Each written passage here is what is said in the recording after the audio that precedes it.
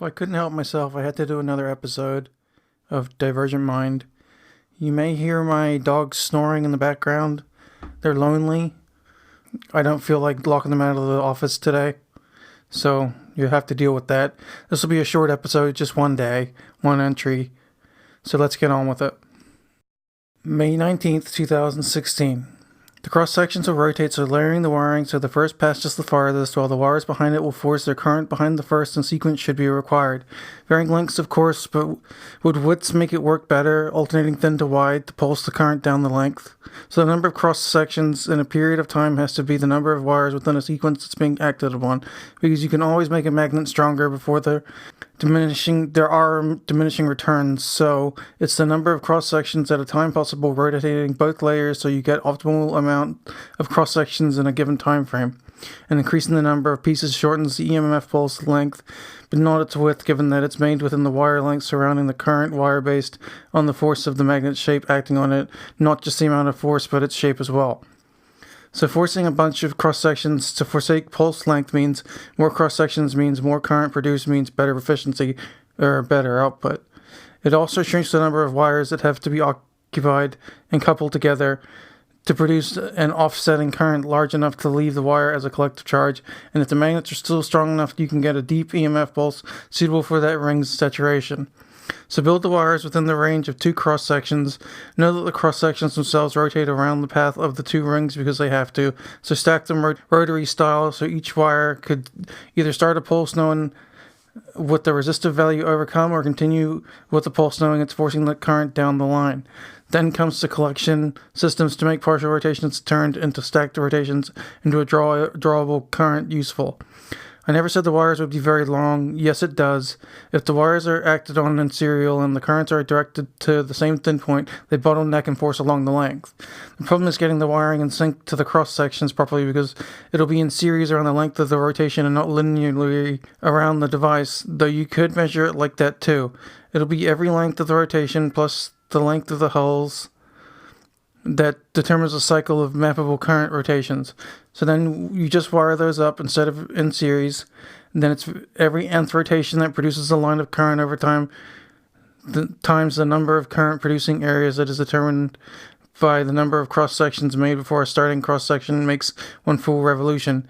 It's an inverted alternator. Nth number of cross-sections and the time it takes for each starting hull takes to make one revolution. Every nth rotation determines when that current line is activated, and it's done in sets around the circumference of the device for period t, where t is the time it takes before that line is hit again. Then you join those current lines in series and put it out a solid constant rate. It's a scaled version of itself. As long as the current produces before the one in front of it can dissipate or backtrack, and it'll move down the wire.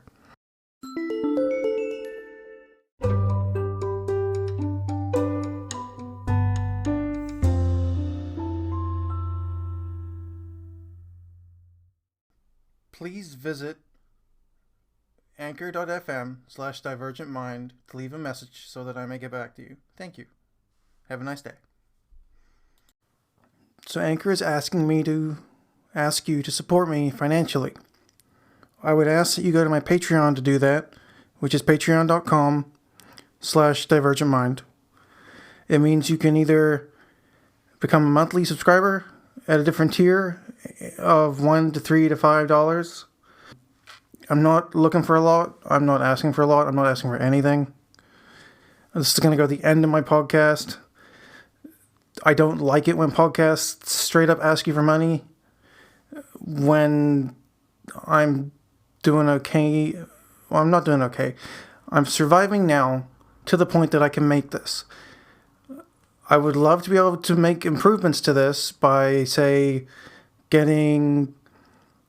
So basically, I'm running off an iPad, and I would like to improve it by getting different things that would make it better. Maybe some headphones that monitor output, or a better mic, though the mic I got was from JWife, so I might not even use the better mic. You know what I mean? It's all about